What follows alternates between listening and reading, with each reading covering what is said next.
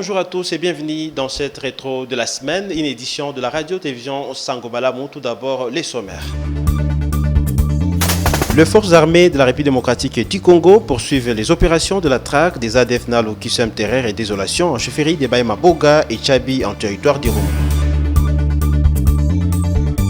Les forces armées de la République démocratique du Congo poursuivent les opérations de la traque des ADF Nalu qui sèment terreur et désolation en chefferie des Baïma Boga et Baïma Tchabi en territoire d'Iroum. Lors de ces affrontements, 15 ADF ont été neutralisés, 3 autres capturés et une armée récupérée. Junior Selemani pour le reportage. Sur le théâtre, 2 opérations en profondeur de Boga et de Tchabi. Les soldats loyalistes sous le commandement du colonel Chibi Tchabene Désiré sont tombés dans l'embuscade tendue par le rebelle ADF.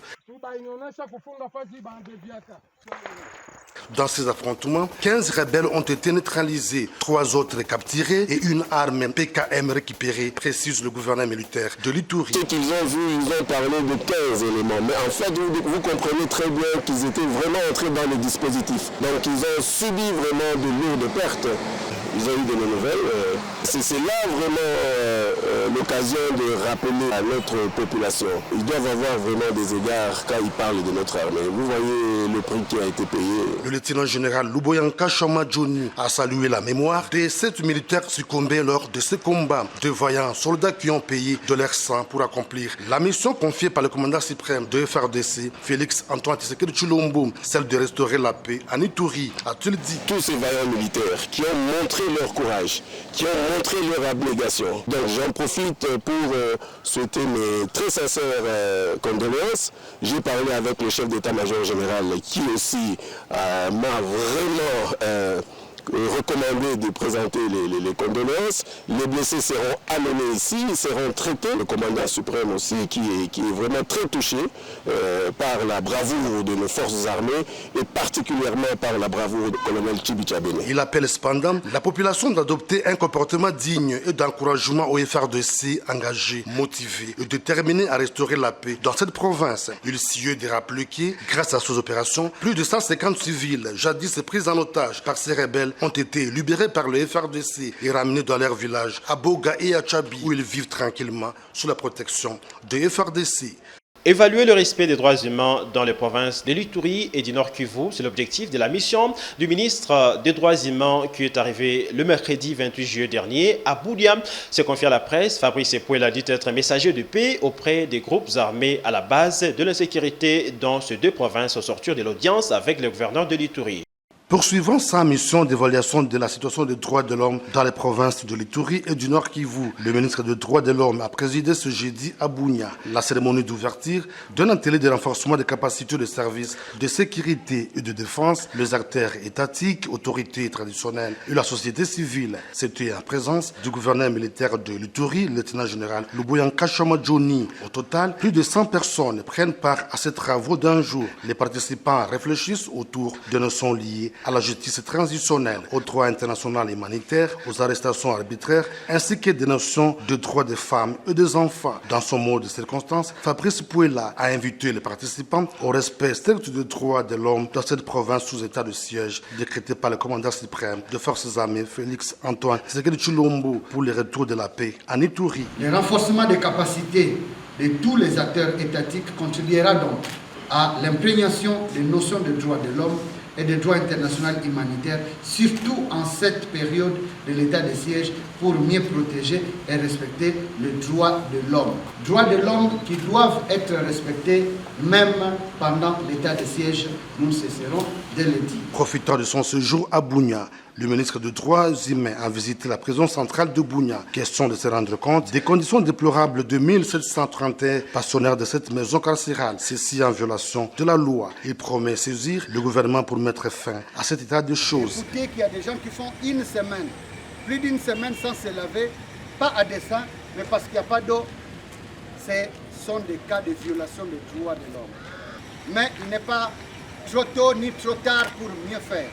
Il est important de penser à nos frères qui sont ici. Le ministre des Droits humains a été également édifié par le gouverneur militaire de l'Ituri de l'évolution des opérations et la situation sécuritaire au cours de la réunion du comité provincial de sécurité. Signalons que la présence du ministre des Droits humains est un signal fort aux groupes armés qui continuent à commettre les exactions contre les populations civiles qui répondront tôt ou tard de leurs actes par les juridictions compétentes.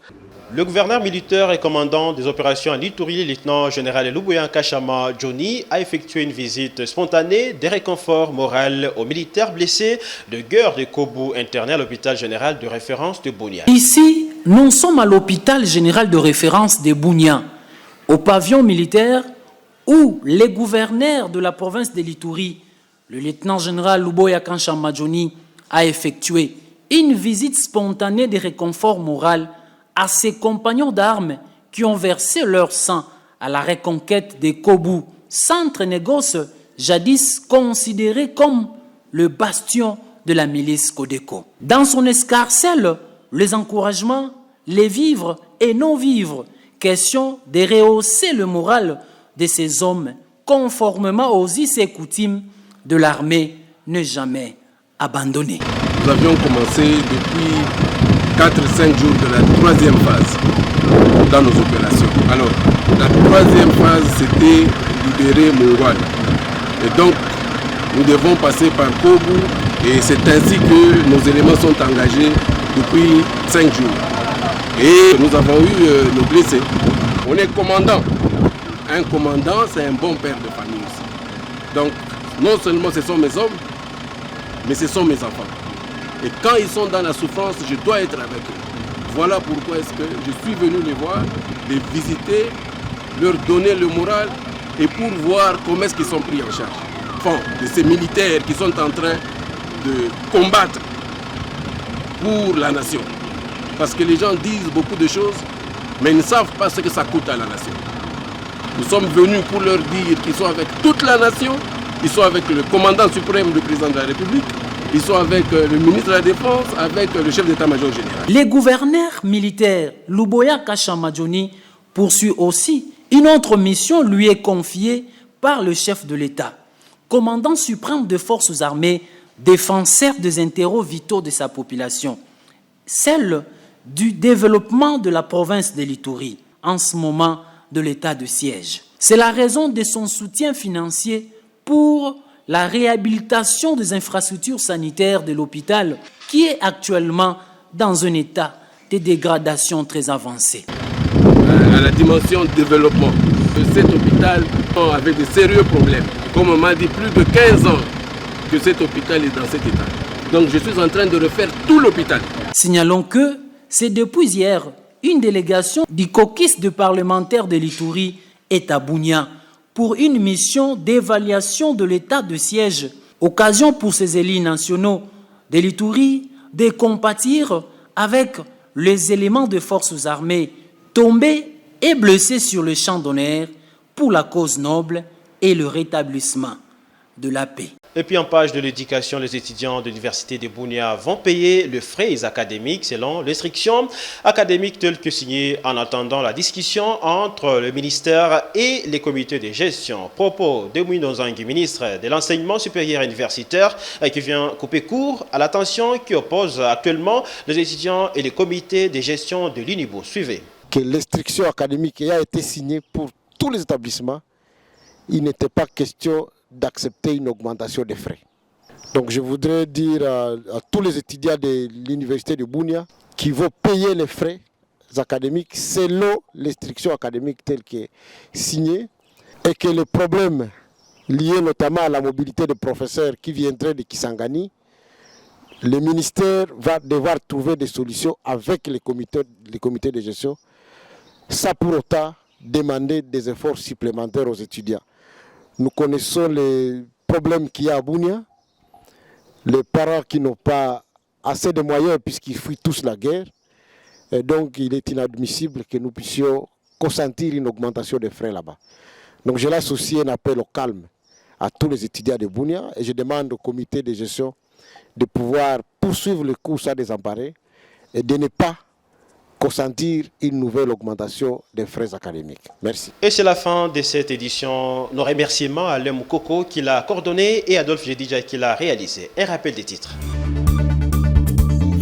Les forces armées de la République démocratique du Congo poursuivent les opérations de la traque des ADF Nalo qui sèment terreur et désolation en chefferie des Baïma Boga et Tchabi en territoire d'Irum.